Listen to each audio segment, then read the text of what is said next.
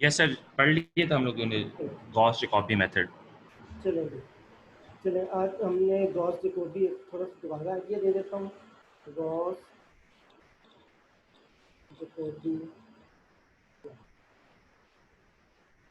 Gauss Jacobi में अगर आपको याद हो कि हम लोगों ने ये किया था कि हमारे पास कोई सिस्टम था, जैसे 28x plus 4y minus z equal to 32, second one is 2x plus 17y plus 4z equal to 35, and third one is x plus 3y plus 10z equal to 20।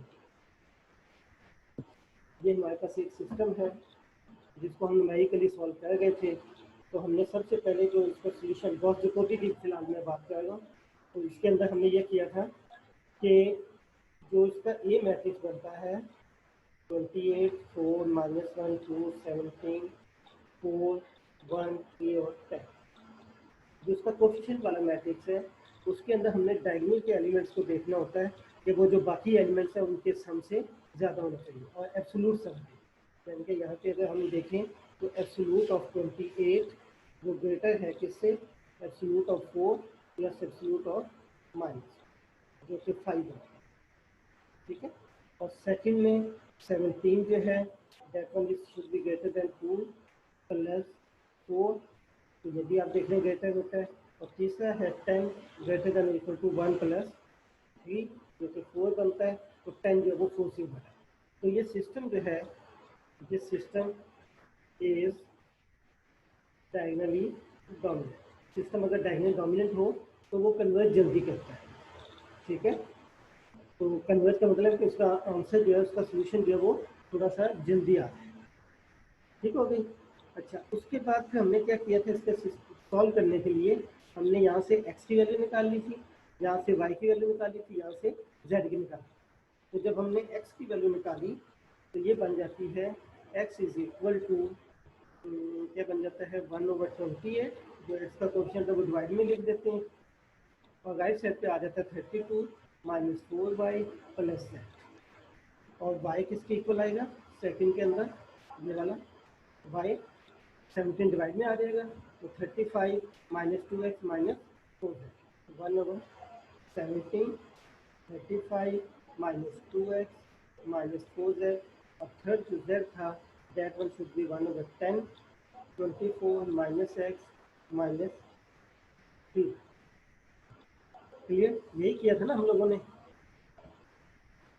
हाँ जी। तो यहाँ पे यस सर, जाके, ऐसे ही था बिल्कुल। ठीक है, यहाँ पे फिर जाके हमने क्या किया था, आइट्रेशन सेट की थी। यहाँ पे जाके हमने सेटिंग आइट्रेशन, हमने आइट्रेशंस को सेट किया था। आइट्रेशंस को हमने कैसे सेट किया था, यही चीज़ें हमने यहाँ पे दोबारा लिखनी है। मगर जब आइट्रेशन सेट करते हैं तो लेफ्ट साइड पे हम क्या करते हैं, k+1 या n+1, n+1 भी कर सकते हैं, r+1 भी कर सकते हैं, p+1 भी कर सकते हैं, जो मर्जी पैरामीटर हम डाल सकते हैं। ठीक है। तो अगर हम यहाँ पे k+1 डाल देते हैं तो लेफ्ट साइड पे k+1, जो लेफ्ट वाला वो एक स्टेप ज़्यादा होता है, राइट साइड से एक स्टेप ज़्यादा होता है। तो z पे हम क्या डाल देते हैं, k+1। ये हम ऊपर भी डाल सकते हैं, ये नीचे। ऊपर अगर हम डालेंगे तो ब्रैकेट लाजमी लगाना है, क्योंकि ये आइट्रेशन को शो करता है। अगर ब्रैकेट नहीं डालेंगे तो ये पावर को शो करता है। ठीक है। जैसे देखें, अगर हमारे पास x यहाँ पे इस तरीके से लिखता हूँ तो ये आइट्रेशन को शो करता है, और अगर हम इसी को x स्क्वायर लिख देंगे तो ये पावर को शो करेगा। तो यहाँ पे ये पावर नहीं है, दिस वन इज आइट्रेशन, तो यहाँ पे आपने ब्रैकेट लिखा, आइट्रेशन को ब्रैकेट के साथ शो करेगा। ये आप ऊपर भी लिख सकते हैं, ये इस जगह पे भी लिख सकते हैं, कोई उससे फर्क नहीं पड़ेगा। यहाँ पे फिर जो वेरिएबल्स हैं, तो इससे एक कम करते हैं तो k बनता है, तो यहाँ पे k आ जाएगा, यहाँ पे k आ जाएगा, यहाँ पे k आएगा, यहाँ पे k आ जाएगा। ठीक है। इसी तरीके से यहाँ पे k आएगा, और कॉन्स्टेंट्स के साथ में वेरिएशन जो होती है वो वेरिएबल्स में आती है, तो वेरिएबल्स के साथ हमने गेम करनी है सारी। यहाँ तक हमारी क्या हो गई, आइट्रेशन सेट हो गई। अब आइट्रेशन सेट करने के बाद हम एक इनिशियल गैस करें,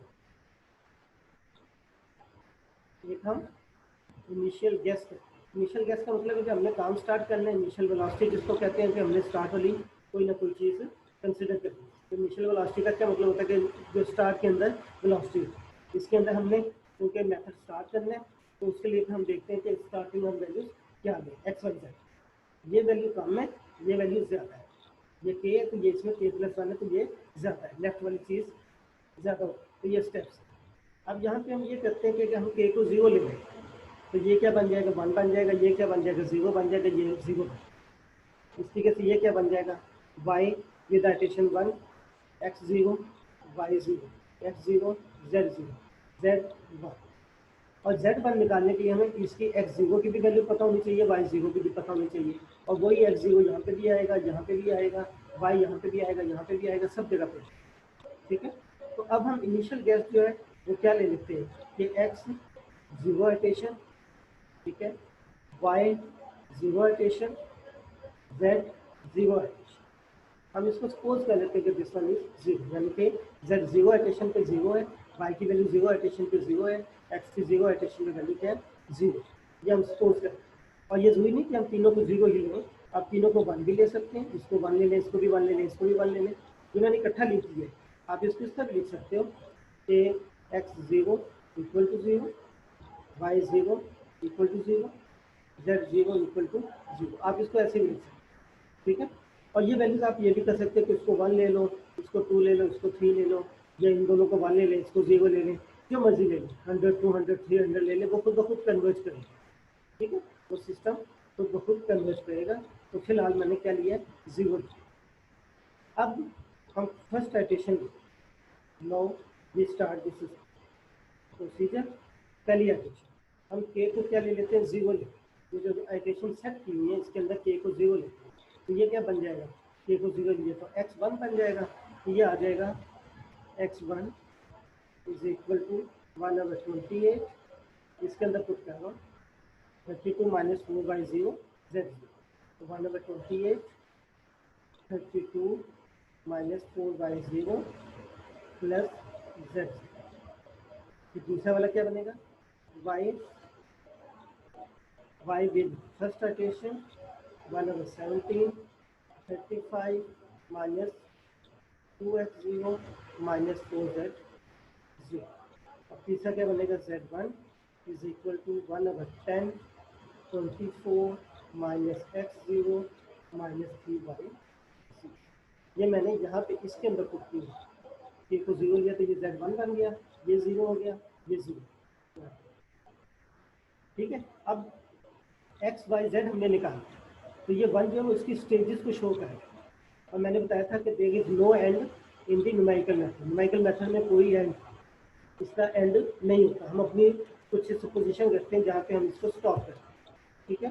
तो यहाँ पे अब हम इसको स्टार्ट करें, स्टार्ट करने के लिए फिर हमें क्या करना पड़ेगा, अब वाई जीरो हमने क्या लिया हुआ है, जीरो लिया हुआ है, जेड जीरो क्या लिया हुआ है, जीरो लिया। ये पावर नहीं है, मैं दोबारा बता रहा हूँ कि ये पावर नहीं है। कई स्टूडेंट क्या करते हैं, यहाँ पे गलती कर जाते हैं, यहाँ पे वन ले लेते हैं, जब कैलकुलेट करते हैं यहाँ पे भी वन ले लेते हैं, यहाँ पे भी वन, क्योंकि भाई किसी भी चीज़ की पावर जीरो वन होती है, तो ये वन नहीं लेगा।